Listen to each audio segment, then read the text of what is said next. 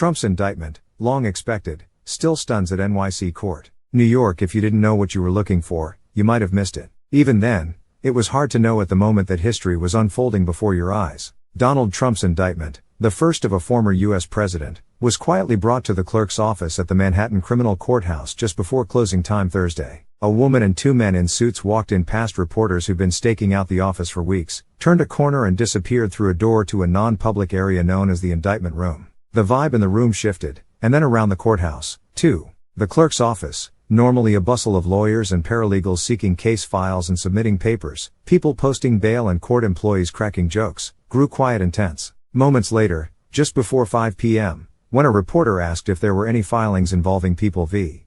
Donald Trump, her customary end-of-day question in recent days, a usually cheerful clerk sternly replied, "We have no information on that case. The office is closing. You have to leave."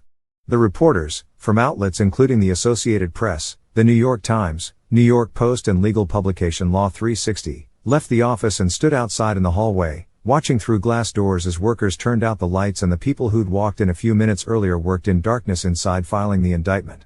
After visiting the clerk's office for weeks, this was all very strange, said Frank G. Runyon, a reporter for Law 360. Very unusual, and we knew something was up. As the people continued to work, and reporters peered in at what was going on, court officers came to the hallway and shooed the press away. That floor of the courthouse was now closed, they said. The indictment remains under seal, its contents secret, likely until Trump is arraigned. But news of the indictment, voted on by a grand jury sitting in a court building across the street from the criminal courthouse, broke shortly after 5 p.m. in the New York Times. It was confirmed minutes later by Trump's lawyers and ultimately in a brief statement from the Manhattan District Attorney's office. The indictment was broadly expected for 2 weeks, with Trump himself even saying he expected to be arrested. Yet it still came as a surprise. Reports in recent days had indicated that the grand jury was about to go on a lengthy, scheduled break and wasn't expected to be dealing with the Trump matter until late April. The announcement sent television crews pouring onto the sidewalks around the courthouse complex and brought a handful of demonstrators carrying banners and posters, some who opposed Trump and some that supported him. Police surrounded the courthouse into the evening, with floodlights illuminating the sidewalk and streets. Dita Linge, who works for a Danish newspaper that has been staking out the courthouse all week, was among the reporters who rushed to the scene.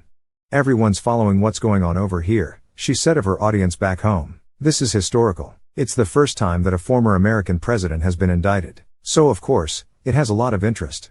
Associated Press writer Bobby Kaina Calvin contributed to this report.